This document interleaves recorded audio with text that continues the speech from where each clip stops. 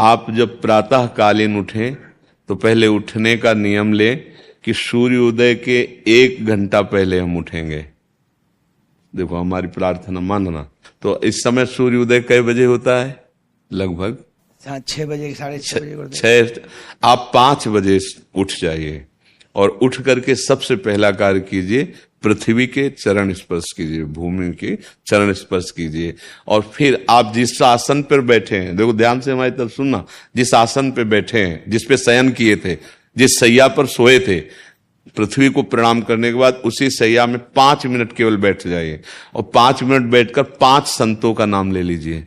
जैसे हम लोग श्री स्वामी हरिदास जी की जय, हरिवंश महाप्रभु की जय, हरिराम व्यास जी की जय, नागरीदास जी की जय, श्री ध्रुवदास जी की जय, 5 संतों के नाम याद कर लीजिए। इसके बाद नीचे उतरिए और पहले जो अपने माता पिता, अगर वो शयन कर रहे हैं तो कोई बात नहीं है, अगर वो शयन नहीं कर रहे हैं तो पहले जाकर माथा रखकर उनको प्रणाम कीजिए।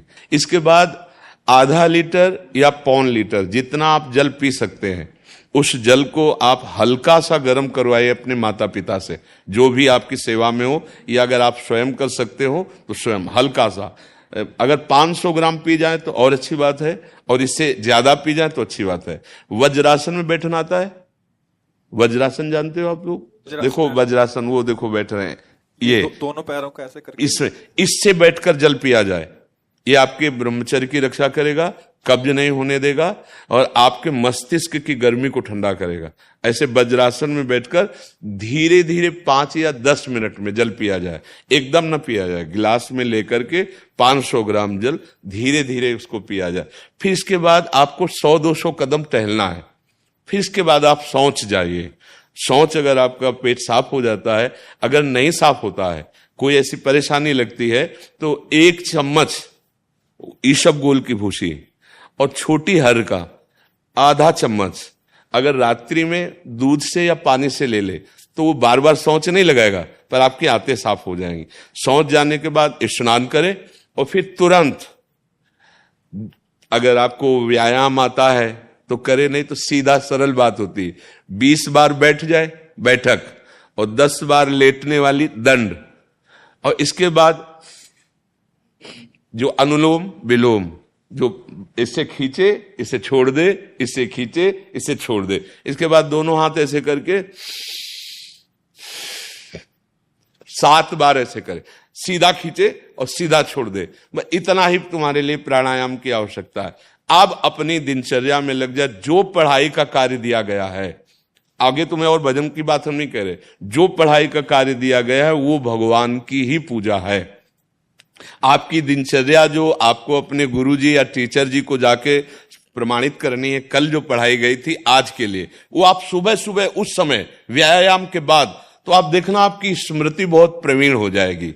अच्छा, ये आपकी प्रातःकालीन दिनचर्या है। जब आप अपने गुरुदेव के पास स्कूल जाएं, तो हमें आजकल का तो अब पता नहीं, पर हम लोग जब जाते थे तो अपने गुरुजी को प्रणाम करते थे। तो जो स्कूल में आपको पढ़ाई पढ़ा रहे हैं वो तो बात है, अब आपको जो हम खास बात बताना चाहते हैं वो कि देखो अभी छोटे छोटे बच्चे हो, बच्चों में कुछ बच्चे ऐसे गंदे बच्चे होते हैं जिनके गंदी बातें दिमाग में आ जाती हैं और गंदी बातें वो करने लगते हैं आचरण में। आप लोग इतना तो जानते ही होंगे कि गंदी बातें किसे कहते हैं।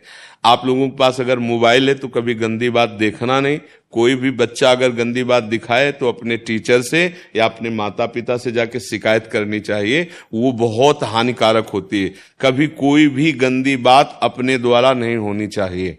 अभी आप नवीन जीवन धारण किए हुए हैं, आप भगवान की प्राप्ति, देश की भक्ति और बहुत अच्छे अच्छे पदों में जा सकते हैं। अच्छे पवित्र आचरण और पवित्र संस्कार।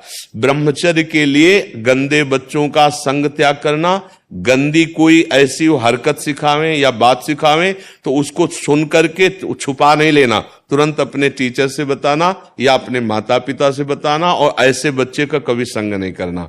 और रात्रि के सोते समय ये जरूर ध्यान देने वाली विशेष बात है। रात्रि के सोते समय जो भगवान का नाम प्रिय, जैसे इन लोगों ने आप लोगों को बताया राधा वल्लभ श्री, तो सोते समय बस प्रार्थना करो कि हे प्रभु, आज दिन हमारा जो भी गलती हुई हो वो हमको आप प्रार्थना करते हैं कि आप हमें समझाओ क्या हमसे गलती हुई। अगर पूरी दिनचर्या में ऐसा लग रहा है हमसे कोई गलती नहीं, तो भगवान सुबह से अभी तक हम सोने जो जा रहे हैं ये पूरा समय आपको समर्पित। आप देखना, इसका फल देखना, एक तपस्वी की तपस्या का जो फल होता है ना, उसका ये फल मिलेगा। और सोते समय बस राधा वल्लभ श्री हरिवंश, राधा वल्लभ श्री हरिवंश, इधर उधर ना सोचते हुए, ना मोबाइल देखते हुए, ना कोई गंदी बात मन में, और चुपचाप सो जाइए। और जब फिर सुबह उठे तो फिर ऐसी दिनचर्या। और पढ़ाई, इस समय तुम्हारा भजन है,